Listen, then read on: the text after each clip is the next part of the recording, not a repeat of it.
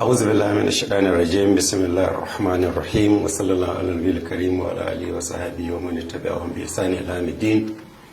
Viewers, I want to welcome all of us to our first segment of the presentations on the book A Formula Method for Distribution of Inheritance, which was written by and published by myself in 2001 and later revised in 2015.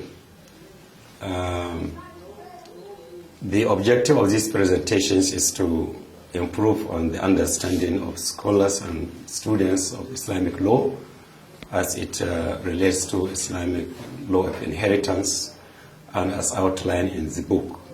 And that's why the procedure shall be that we are going to strictly follow the contents of the book page by page, although not necessarily in the sequence in which the aspects are treated in the book. But by and large, we are going to restrict ourselves to the contents of the text because the intent is to improve on the understanding of the text itself. I want to state that one of the motivating factors that actually motivate us to host these presentations is that I myself, from my personal experience, have noticed that most of the sharing exercise processes that ulama conduct relating to inheritance is by trial and error. And I feel as a mathematician myself that it is important and imperative that we develop a formula, a procedure in form of formula or formulae that will guide this distribution on the basis of the different configurations that will occur as it relates to also the existence of various shares that are involved in a configuration set of an Islam, a sharing system under the Islamic law. So basically, by and large, most of our presentations will be dominated by quantitative aspects.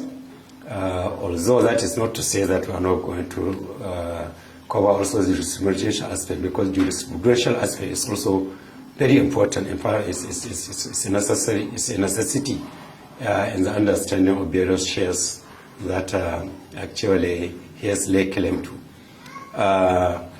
We are going to, first of all, for example, try to cover all the symbols and abbreviations which are used in the books. We'll tell you what we mean also, that whenever you see a symbol, you know what it stands for. We also intend in the presentation to discuss all the keywords that are used in the book, especially those that relate to the configurations that will meet in the subsequent presentation. Who is a heir, who is an agnet, who is a consanguine brother, who is this also will all be explained in the book. We also have a very important aspect which we'll intend to explain, that is in terms of the shares themselves, the classification of shares. For one, we have the Quranic shares, which are actually prescribed in the Holy Quran, in Surah Al-Nisa, husband, wife, mother, and so on and so forth. And then we have the agnates, those that who are called the residuaries. They don't have prescribed shares, but they wait until all the prescribed shares are deducted, then they inherit the residues. And that's why we call them the residuaries. We also have distant kinsmen. Now the complication in the sharing system comes when we have a combination of distant kinsmen, the sharers, and the agnates, and in various set-up. So that's we are going to follow through examples, which I say most of which is going to be quantitative in nature. But I think it is also good to note here that we are not saying that somebody has to be a mathematician or and somebody requires a high-level mathematician to understand the contents of this book. What we only need, or what we only use in this book, is basic numeracy, addition, subtraction, factoring, and so on and so forth, division. And these are basic numeracy which are taught in our primary schools. So viewers should not panic that we are going to be presenting mathematical calculation. Of course, it's formula based, but it's strictly also based on basic numeracy, as we shall see in subsequent presentations. That's so the book actually covers the three segments of shares: the Quranic shares, the agnates, and the distant kinsmen.